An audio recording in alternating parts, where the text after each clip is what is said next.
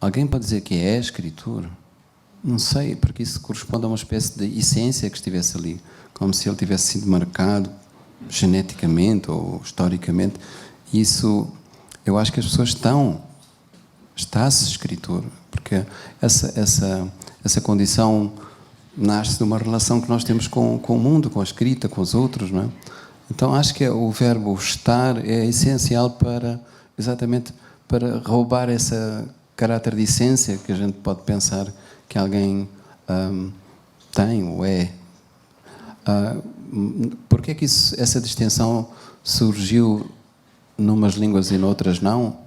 Não sei responder. Tenho pena porque me parece que às vezes eu, quando me traduzo a mim próprio, falando em inglês, fico sempre mais pobre, porque a tradução sempre me parece, mas há ali uma pobreza que me parece impossível de resolver, não é?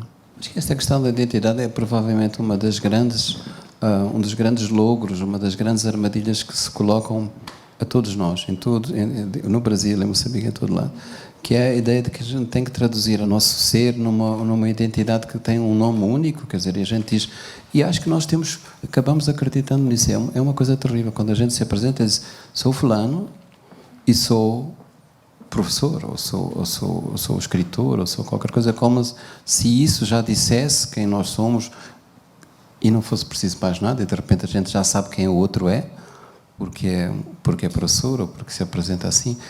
Esta confusão entre o fazer, temos um fazer ou um a fazer, mas isso não traduz aquilo que é uma entidade que tem que ser sempre plural. Nós somos sempre tantos, não é? Somos sempre muitos dentro de nós, e digamos, há ali alguma voz que diz assim, não podemos ser tantos assim, não é?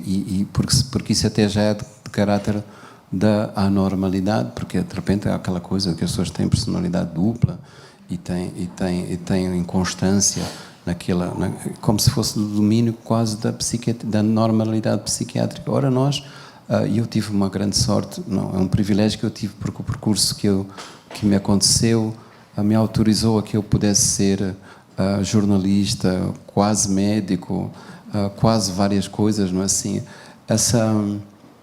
Eu agora usei este termo, não é assim, como o quase ser, que é uma coisa que em Moçambique pode-se dizer assim, e nos salva desta ambivalência, desta dualidade entre ou se é ou não é, assim. Como Shakespeare dizia, a grande questão, não é? Ser ou não ser. Os moçambicanos inventaram esta coisa que me parece muito boa, que é quase é, okay? Porque, por exemplo, às vezes eu pergunto, esta cobra é venenosa, e eles dizem, quase é. Sim. E o que é uma coisa fantástica para mim, assim, não é?